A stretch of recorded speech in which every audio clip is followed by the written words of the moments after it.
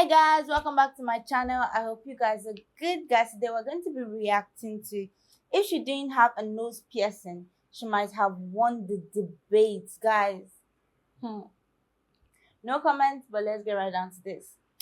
Do you view democracy as an American value, something that's very important to the fabric of this country? No. Where is democracy in the U.S. Constitution? Oh, okay. So No, hold on. Where is the word democracy?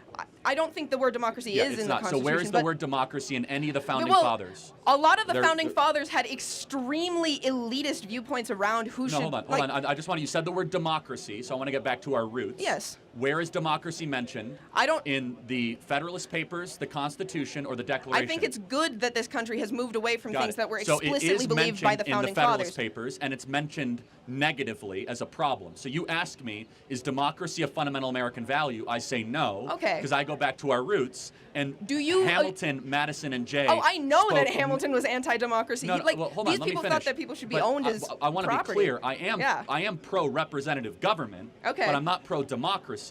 That's a big difference, and that distinction's important. But you asked very specifically about democracy, which is not an American value. It never has been and never should be, because what is democracy? Democracy is majority rule no matter what. That there's no provisions of checks and balances, no inalienable rights, no separation of powers, pure if the majority gets it, the majority wants it as quickly as possible. I don't advocate pure democracy. I do understand that we live in a representative, like we live in a republic, so and I understand representative these things. Yeah. government. Okay. And you might say I'm splitting hairs on words, but I'm not. Well, just coming from a place where on some level we have a level of democracy in this country and people vote and it is part of their civic duty to vote. Sure. Yes.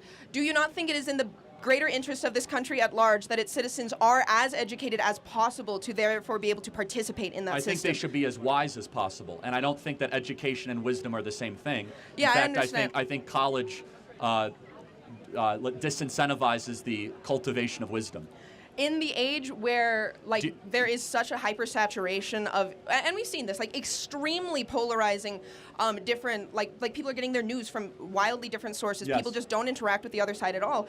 Do you think that being an autodidact in any sense of the term is going to give you a thorough and rigorous education if you are so likely to end up sucked into these holes where you're never interacting with people who that's not my only form of learning. I meet a lot of cool people. I learn from people like you and others. I mean, I'm listening when you're talking. It's not just a shtick. You haven't won me over on any of it, but you had an opportunity to. But I'm glad you attempted to. But yeah, I mean, you learn in other ways other than just sitting in a classroom, listening to a professor drone on for 90 minutes and pretending to read his book and paying $20,000 a semester to cheat on the exam at the end of the semester. I think college is what you make of it. I agree. So is life. People are selling themselves short on their education if they don't. You can listen to as many podcasts as you want. You can meet interesting people.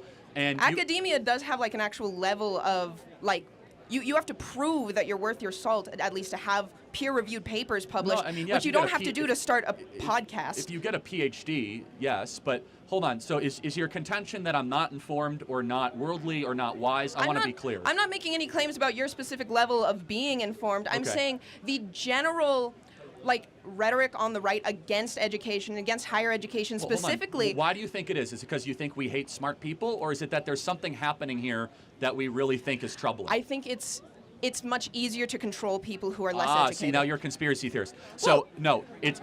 Anti-intellectualism is a hallmark of fascism. Do you think we're against higher education because it largely has created an ungrateful, unprepared generation that goes into the American body politic and does not share the core American values of freedom of speech, gratitude for our founding, consent of the governed? In fact, it's hyper-radical. And it's against our traditions, our norms, and our customs, and it's created massive fissures. We call that the woke mind virus, if you will. Okay, that makes... It's not because people are easier to control. In fact, we love learning. I learn every day. In fact, that's why I'm pro-Hillsdale College, where it's probably one of the hardest colleges in the country to get into and graduate from. The problem is that when you are learning largely trash and crap, and you're not going in the pursuit of truth, beauty, or goodness, and you're not trying to inculcate wisdom or good character... There's no oversight on online political punditry to make sure that you're in pursuit of wisdom and goodness. No, of course you directly profit from propagating viewpoints that are more polarizing and that suck people deeper into more conspiratorial thinking. Hold on. What you're doing is you're actually insulting the audience, not me. because the vast majority of this audience actually enjoys watching my videos and they enjoy hearing from me. I never said your audience didn't enjoy watching your videos. You say I'm profiting. The way you do profit, like you financially, you make a ton of money from getting more clicks. The audience rewards me because they find that I bring some value. Well, I don't and that they necessarily learn something from that me. whatever gets I the want to get most to the next eyes question. on a specific. But it's easy to attack me as exploitation. What I say is actually very popular and resonates with people. Thank you for your time. I appreciate it. Thank you. So guys, there was something, I got from this, from what the lady was saying. You could make the best out of college, and I really actually do believe so, because most of my videos, I tell you guys that I don't believe, or I don't feel college is a scam. Why? Because apart from just sitting in the classroom, there are so many other things that you get to do in college. You get to meet people, you get to do different things, and you get to experience different things. So it's not just about what you're going there to study, and even in the classroom too. Except that most times we just feel like they're actually ripping us of our money. But guys, like, another thing is to vote, yeah, you have to be wise enough to vote. I feel like that's why they put it at the age. I don't know about America though, but I know in my country you have to be up to 18 to vote, and it's really important. I like, it's really, really important. I mean, last time when we were voting, my sister didn't have a voter's card, so like I really, really pressured her. I pressured my parents, because no one in my family votes. Like, nobody goes to vote. My dad, my mom, they have voter's card, but they never vote. So like the last election, I really pressurized them, and like, you guys must vote this election, because you're part of the people that are not making it easy for us in this country.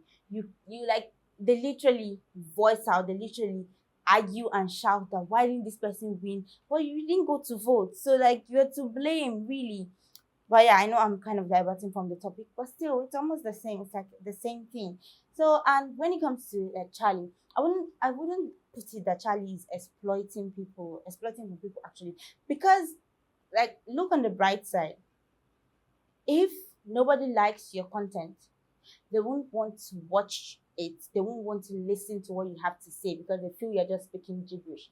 But then Charlie is someone who likes to voice out his opinion and also listen from others. And I've watched like a lot of Charlie's videos, like even the whatever podcast he has. Like, I've watched a lot, and I'm like, he really does learn from what people are saying. I mean, he didn't complete college, but like, you can see how he's able to debate these people. It's very obvious that he reads books, he listens to what people are saying, and even when he doesn't agree with it, he has a chance to at least voice out his opinion, voice out the facts, what he thinks is the right thing. And like, a lot of people watch this content because they also want to learn from it. I personally will speak for myself. I watch Charlie's content because I learn a lot from it. I've seen so many debates he has had with so many college students, and sometimes some college students are right. Don't get me wrong. I have watched so many debates that I see that what this, like, the points these college students are bringing up are actually correct. But the mistake they always make is they don't have the right facts to back up their points. They do not have the right facts to back up their point. So which gives Charlie a chance, or space to actually clear them up, because they don't like have the right facts to actually back up what they are saying. I feel like if you're coming to debate, you should you should know what to say. You should be able to pick up strong facts to support what you're saying. And I feel like that would have really helped a lot of people. But guys, tell me what you think about this. Don't forget to like, subscribe to my channel. I love you guys.